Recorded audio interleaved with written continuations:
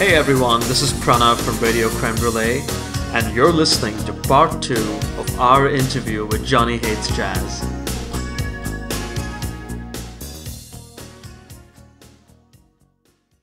You do it because that's what you do. Uh, I don't know whether you could do something else or not, but probably by the sounds of it, you really are into what you do. I, I think also if from a personal perspective, I guess this is true for all people. Over time, we evolve and we mature and develop, hopefully. And in my case, I think I needed to, get a little bit older and hopefully a teeny bit wiser before, we got in contact with each other again. So when that time came, and actually Mike and I met for lunch at a restaurant in Cambridge, in Britain. It was a very poignant moment, very poignant, having not seen each other for that long. But at the same time, I know this might sound like a cliche, but it took about 30 seconds for it to feel like, we had just spoken, the week before. I mean, 20 years is a lifetime in a sense. It is. It is. For me, it is. I'm still in my late 20s, so I can totally relate. Okay, see, there. How in the world have you even heard of us, Pranav? I can't even, because you're not old enough. Yeah, your turn. We want answers now. Well, here's the thing. I wish I was of age when you guys had done the Turn Back the Clock album. I think I was about 5 or 6 at that time. And I felt like there was a lull in the music scene in the late 90s, and I wasn't getting my appetite satisfied, so I had to go back a little, and that's when I discovered you guys. Wow, because that would have been at a time that was a big time for you with music, and you felt there was a hole in music. 98. I remember that very distinctly. Roughly around the summer of 98, I had just finished 11th grade in high school. And I was like, I don't like anything at all. And I'm used to getting 20 new songs every 2 weeks, and this is very odd. Yeah. And that's why I had to go back a little bit.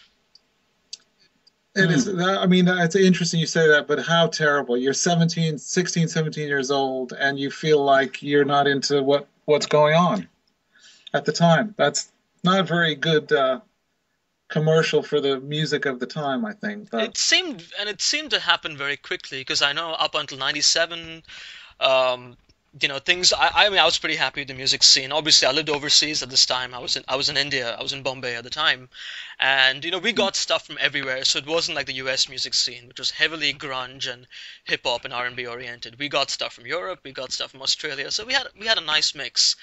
And so I was happy. And then 98, I remember coming back from boarding school for the summer, and I was like, wow, it doesn't feel like I missed anything at all. Summers are usually catch-up time for me because I didn't have MTV and boarding school. And so to me, it was very surprising. I said, wow, I still need my music, so I'm going to try and go back a little bit and let's see what I get. And that's when I discovered you guys. Wow. I think that's interesting because in some ways, Mike and I have talked about this quite a bit recently, and that's the idea of lineage, musical lineage. And certainly we both grew up very, very aware of having musical lineage because we were exposed to and chose to listen to music from previous eras as well as, as our contemporaries as well. So I think that's really healthy, I was born in 64, so I don't, my memories of the Beatles, as an example, of Lennon and McCartney's songs, really came after they had split up. Well, maybe a few memories of when they were all still together, but so it's I can understand it, and I think it's a very healthy thing, though, isn't it, to understand what the musical journey has been to bring us to this point. Right, of course. No, which is great. Now, I have to ask you, I know Calvin Hayes was a big part of the first, formation of Johnny Hates Jazz, and I'm curious as to why he's not involved in this project. Well, the thing is that when Mike and I first spoke about doing something together again as Johnny Hates Jazz, naturally, Calvin was going to be a part of that. So we did do some shows together, all three of us. But to do what we're doing, it takes a lot of commitment. Right, of course. And I think that the further down the line we got, the more demanding that Calvin found it. and so he really needed to bow out and just do other things, do his own thing. And we obviously wish him well for that. But yeah, I mean, we're finding, the two of us are finding now with recording the new album, it's a lot of work, heck of a lot of work. I don't know if all the listeners who make records or involved, it might seem fun, but I've never experienced much fun in studios. It's a grind. I can imagine. No, I mean, I say that it's sort of tongue in cheek a bit because it's a very privileged thing to do, but it's the mechanics of making records and just what you have to do to make a record. It's unbelievable. It can be unbelievably difficult. Sometimes it's easy. Sometimes things just happen. But it's we wouldn't do anything else again. But it's still it's hard. In the 2000s, when your illustrious president was George W. Bush, I don't know if you remember, but he kept. And I was living in the States at the time, so I remember this very clearly. He used to say, when pushed on certain issues, he'd say, "It's hard work." Seven words. And I remember thinking to himself, "No, mate, it's not hard work. Making a record is hard work." No, that's I can imagine, and thank you so much for doing that.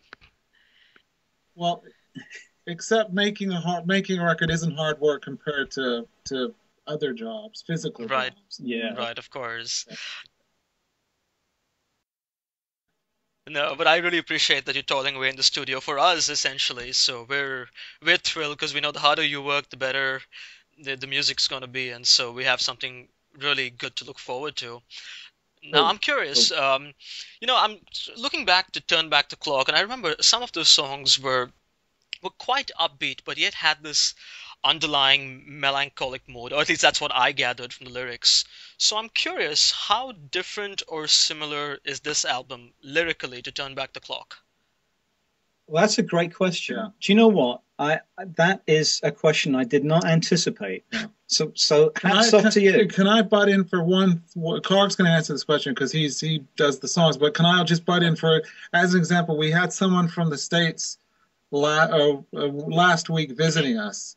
And it was a woman, a sort of middle-aged woman, and she listened to one of the songs, and at the end was crying in tears. So I won't say what the song's about, but that's kind of how powerful, certainly, this one song that she heard, because it obviously touched her. Wow. It's the subject matter. So anyway, over to Clark. I think that actually, Mike, that was a very good way of answering it by example, and it's hard for me. Because I'm writing the songs, so it's important for me to know how people respond to these things. But certainly, I think that sense of melancholy is still present. Okay. But that said, that some of the subjects in the songs are fairly far-reaching, and I think they're ones that hopefully affect a lot of us. I think a lot of people will get a lot of things from the songs. That's another thing. I have to admit, personally speaking, I'm not a great guy who listens to lyrics.